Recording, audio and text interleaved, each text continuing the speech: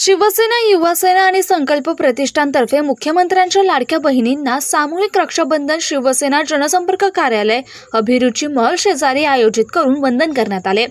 सामूहिक रक्षाबंधन कार्यक्रमास धायरी परिसरातील हजारो महिला भगिनींनी शहर प्रमुख शिवसेना, युवासेना निलेश गिरमे यांना राखी बांधण्यासाठी मोठी गर्दी केली।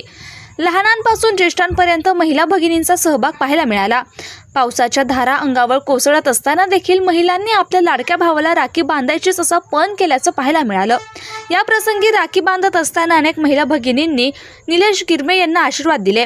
त्यावर गिरमे यांनी देखील हा तुमचा मोठा भाऊ तुमच्या पाठीमागे कायम कोणत्याही काळात उभा असेल असा शब्द लाडक्या बहिणींना दिला आणि त्यांचा विशेष सन्मान यावेळी करण्यात आला।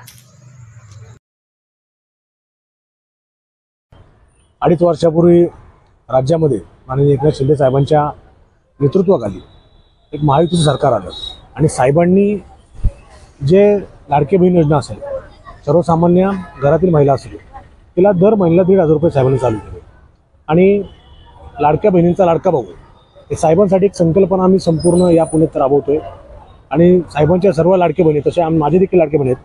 मागच्या वर्षी देखील मोठ्या प्रमाणात रक्षाबंधन सण आपण या ठिकाणी साजरा केला।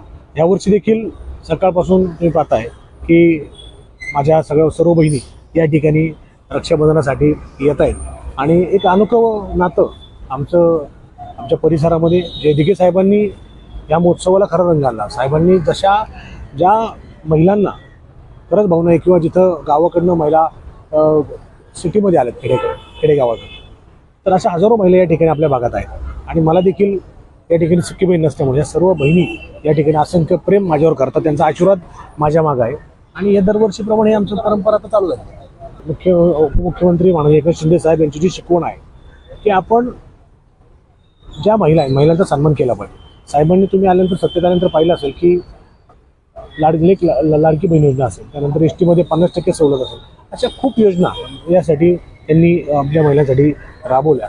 त्याचप्रमाणे त्याच धर्तीवर या ठिकाणी खडकवासला विधानसभा मतदारसंघामध्ये आम्ही देखील ज्या ठिकाणी महिलांना गरज लागेल त्या ठिकाणी भाऊ म्हणून मी निश्चित उभं राहील। त्यांना कुठलीही मदत असू द्या, त्यांनी या भावाला हाक मारू द्या, भाऊ त्यांच्या हाकेला नक्की जाईल।